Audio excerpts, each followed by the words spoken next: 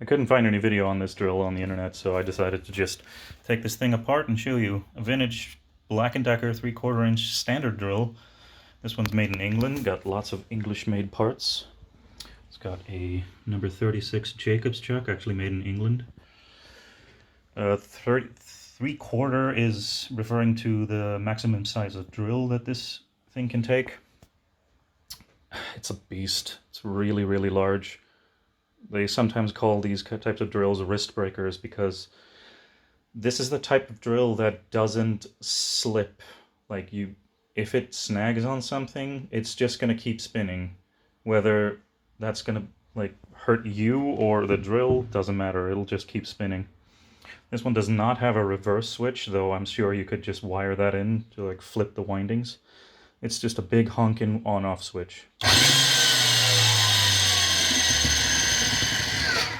It's not very fast because it's a 3 times reduction on the gearing, but because of that it has loads and loads of torque. You can't really compare it to a more modern cordless drill because, I mean, come on, it's a number 36 Jacobs chuck. How many drills these days can take that? They sometimes made these with a, I think it was number 3 or 4 Morse taper, but this one is just like solid rod into the chuck. So just a very slapdash video, taking it apart, looking at it. This is an optional tapered pipe thread handle. You can just screw that out. Not necessary as such, but if you're holding it in your hands, then you're going to want that extra leverage. Because this is an aluminum casting, there used to be a guard here that just snapped off, but it doesn't affect the drill at all. So this is the only part on the outside, along with the screws, that's made of steel. Let's dig in.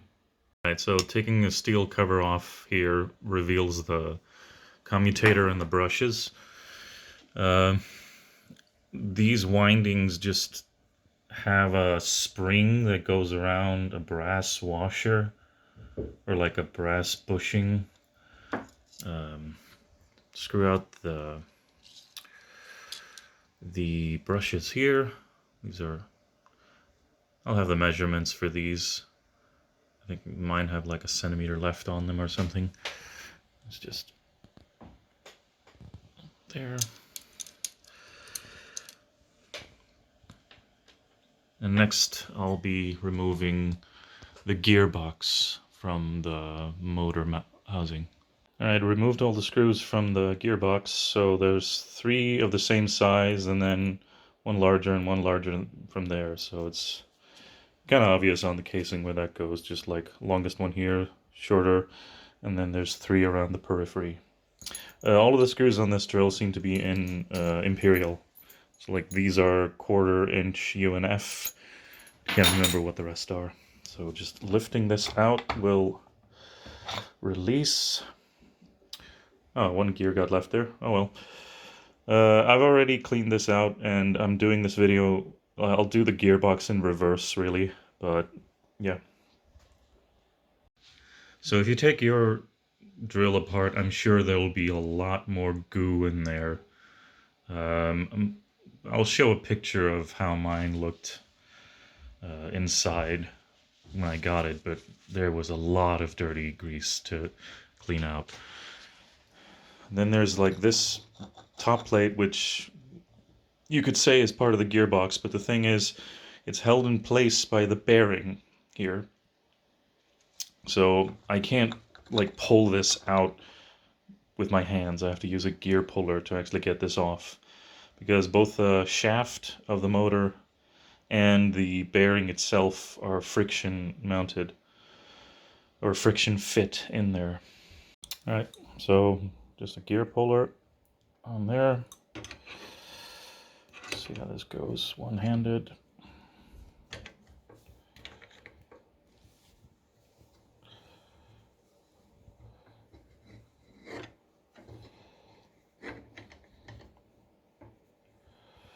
Still holding on a little bit, but I think I can just...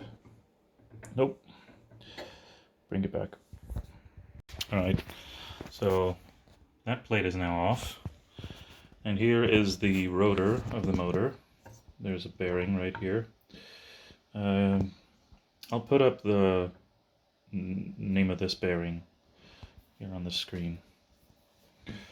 Alright, so there's a friction fit on the shaft at the bottom as well. And so what's easiest is just to remove both of the brushes, and then you can just take a flat screwdriver and just lift up here to lift it out of that. So now it should just come right out. So this thing has been balanced to some degree, and I'm not sure if... So mine is marked 220, 250, 1/49, so I'm assuming this one was made in 1949. There's a little bit of balancing on both sides. Not a whole lot, but yeah. The commutator seems to be a little bit worn, but it works fine. And then I have the stator. So this guy is, I'm not going to take this out on video because it was very challenging. 2 screws, and that's it, technically. I say technically because getting this out, like, this is a precision fit inside of this aluminum housing. And over the years, like, on mine, the fan blades had been caught on like a screw somewhere, so I think like this corner of the fan blade was, it held a screw, so it had just been like spinning here on the edge and just kind of rolled it over. Getting this thing out, for me at least, was a challenge, because like you have to just really pull it out straight, and you don't want to put pressure on the windings themselves. It's possible, but if you need to do it, you can do it, but try to just like file away these edges so that they're smooth and there's no raised burrs whatsoever. I never actually did remove this back bearing. I need an inside bearing puller, and I'm not going to buy that for this. So the bottom bearing and the top bearing, they're different. This one is, I think, slightly narrower. The other one's slightly wider. I'll put up the names of both. So how the brushes are connected is there's a lead that goes from the stator, or like the stationary portion of the motor, with just a spring that wraps around this brass bushing, so I could pull this off if I wanted to. There's also some sort of washer here, non-conductive, to avoid touching the body. And then these brass bushings, or I'm assuming they're brass, they are held in place by set screws here at the back. This one for me is just completely stuck. I broke 2 screwdrivers trying to get this out. I don't have an impact screwdriver. Don't need to get it out. But if you do, you remove that set screw, and then this goes out in this direction, like out towards the edge. And the thing is, like, this brass isn't touching the aluminum body. There's like there's a washer around it. So like you really shouldn't need to take this out. But like the other set screw is here behind this handle. You have to just remove that. That's just 2 screws, nothing fancy. This hole is common on these old Black & Decker drills. The reason I bought this one is because I have a drill press stand, and it indexes in the back of the drills here. So that's the reason for that hole. But anyway, it's a very simple construction. Right, so moving on to the handle and the trigger, the electronic connections. I'm just removing some of the screws here. All of the screws in this drill have like ridiculous thread engagement. So this thing does not have a reverse switch. It's just on or off. There's no like stepped speed or anything. It's just on or off, and then this is just the hold switch. That's it. Nothing fancy. Alright, so the switch in this thing, as you can hear, has a very nice and positive click. And the thing is that this is basically just a big toggle switch, kind of like this one, except when it goes into one direction, it has a spring on the other end that pushes it back. And it's just a big honking toggle switch, just spring-loaded. I'm not going to take it out to show you, I'm sorry, but there's nothing else in the handle. It's just hollow on there. To take out, let's see, to take out the switch, it's 2 screws in the bottom. I replaced the ones that were in mine because they were garbage. Here's where the power cord comes in. No fuse, no capacitor, just straight into the power switch, on or off, into the motor.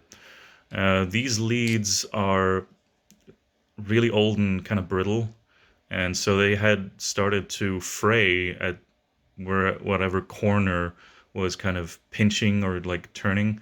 So I just put heat shrink tubing on the points that were the weakest.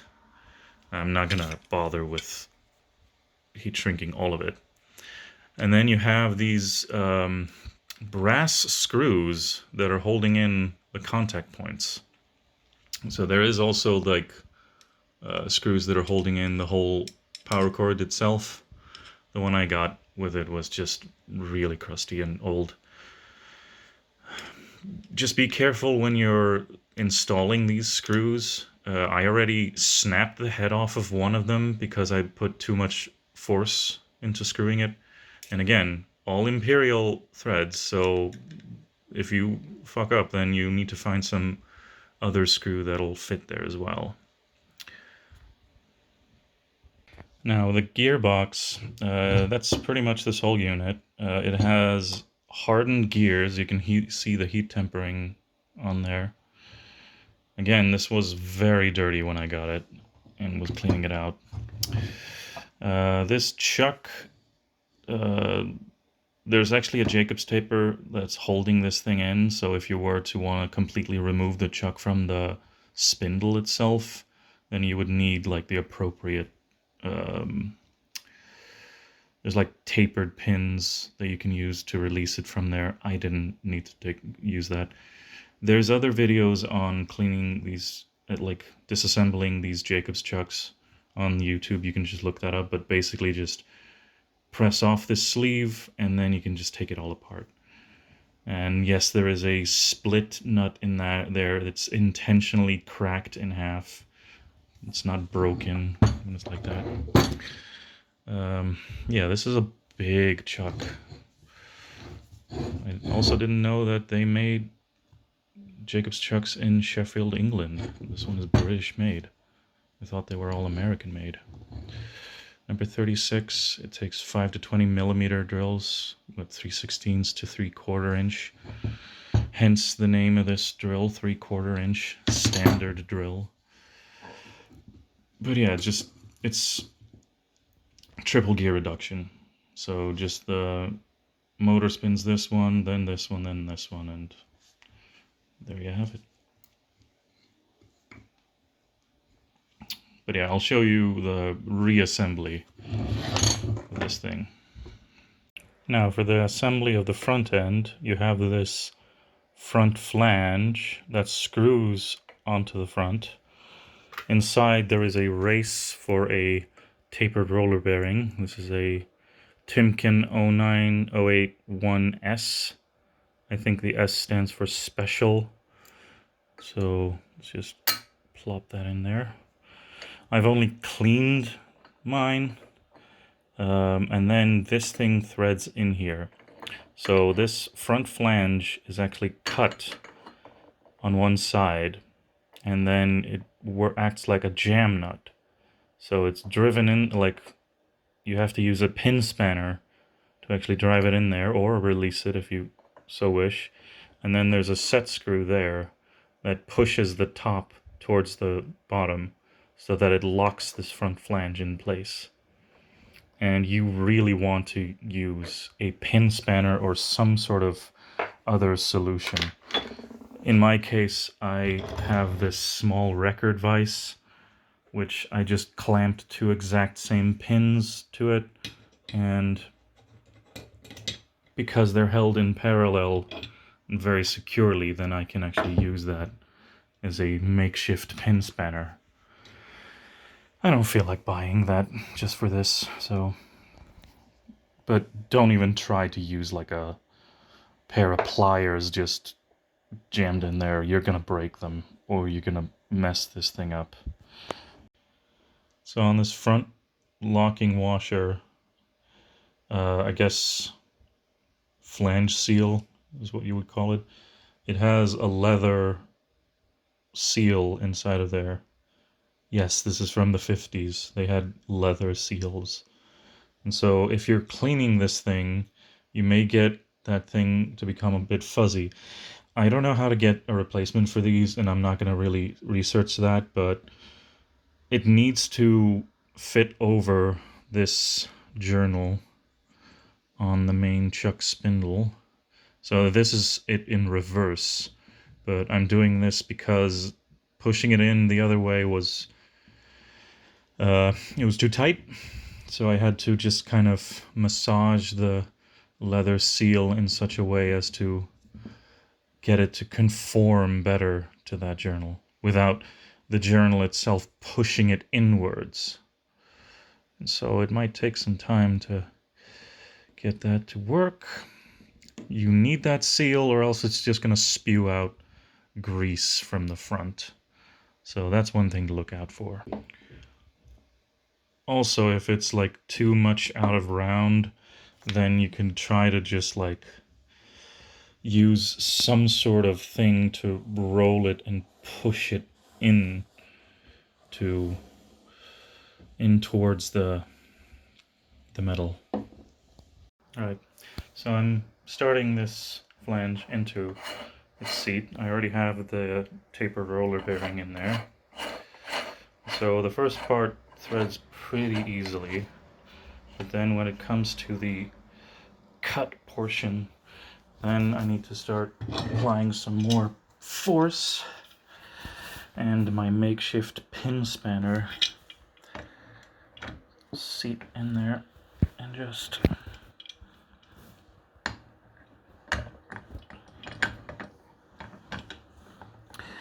it's not the most professional approach, but hey, it's holding it parallel and it is seating it in there. Alright, so it's now below the surface. There's like an obvious lip there, and then there's the set screw. And so the bearing itself is still like technically not held in place, because that's not the purpose of the flange. That is maintained by the journal on the chuck on the shaft, so that like when it gets pushed towards the bearing, it'll preload that taper bearing. Right, so step 1 or 2 of the gearbox reassembly is done. I have the chuck mounted to the shaft. Finally got the shaft to go through the flange. I've already greased up the roller bearings and put them in there. The rest I'm just going to show the assembly without the grease. Like, at least the grease that I'm using is just some standard bearing grease from SKF. I've tried finding what else would work, and I'm sure this will be fine. Now, as for the assembly of the gears themselves, there's 3 main gears. This big one goes with... You also have to bear in mind the washers that are in the gearbox. There's one brass washer for the smallest gear, one thinner washer than the other one. The thick one goes with the biggest gear. So this, I'm sure, goes down there. And then I have this super thin washer that seems to have been worn out of round, and I cannot for the life of me figure out exactly where it goes. I know it's not going to go to the big one, but it's probably going to go on top of this, but it doesn't really matter. Oh well. Anyway, there's a key that goes on the main drive shaft, which drives this gear. And I'll bring you back when I get further. Alright, so big gear goes in with a key. The flat side goes up, so there's like a slight bit of a flange on the other side of this. And then washer.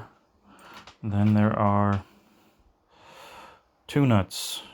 One to set the tightness, the other one to lock. Next it's the middle gear that goes down into here. That washer at the bottom. And then finally it's this small guy with the brass washer facing down. The label itself is made from aluminum, and it's driven in with these drive pins, or like drive screws, sometimes called hammer screws because you just hammer them in. And the way to remove them is just get something thin and gently pry it up here. If you do deform the tag, this is aluminum, so you can just flatten it back down. If you don't have these drive pins, try to look on like Master Car or eBay or something. But like, don't use, like, in this case, this is a nail, and you don't want to just drive a nail right through the casing, because you'll hit the stator of the motor there. Like, this nail was obviously installed when the drill was apart at some point, because it's like pushed in and then bent to the side on the inside of the casing. Alright, so now it's reassembled, and one thing you want to, like, one thing that can be a false positive when you're trying to diagnose these is that you try to move this and think that it's locked, when in reality it just requires so much force to actually get it to turn that can create a false positive diagnosis.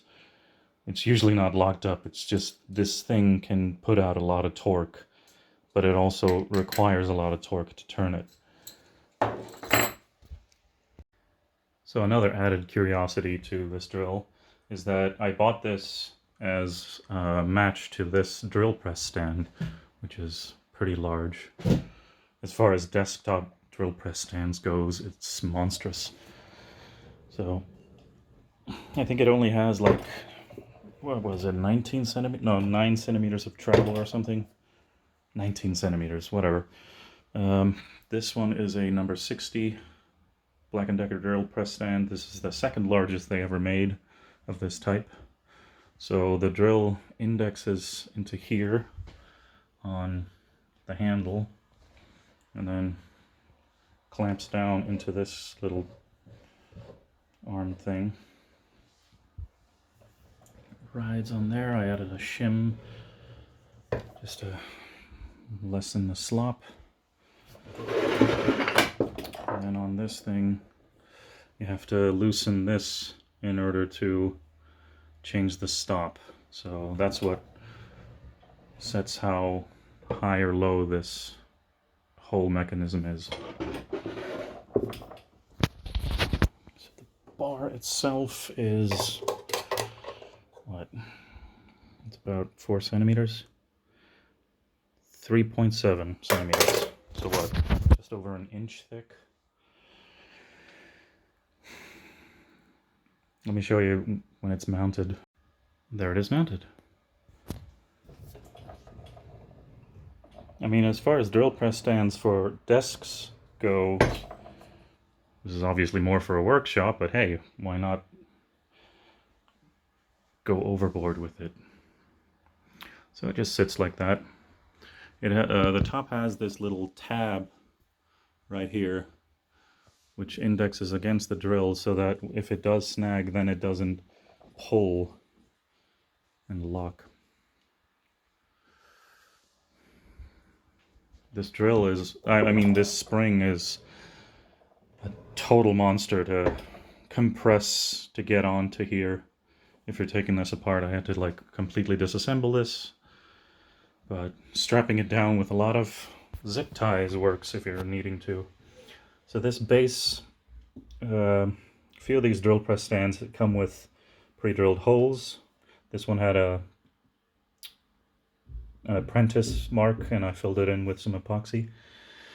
So I have like an interesting system here inspired by a float lock vise. And on the vise that I have, there's really nothing to stop it from moving around. And so on float lock drill press vices, the type of vise I would like to get but I can't afford, they have a little very similar lock to this. So I just have a threaded rod that indexes onto a clamp here, and then just tighten this down, and it's really not going anywhere. It does move a little bit side to side, but when you're drilling, the torque that's applied doesn't allow it to move very much. This is mostly just to stop it from moving in and out. And also when you release it, you can just quickly find the place you want, lock it down, and then you're good. So I made those holes and then like made set screws so that I can move the post from there. But if you can find one of these things, it's a hell of a drill press stand.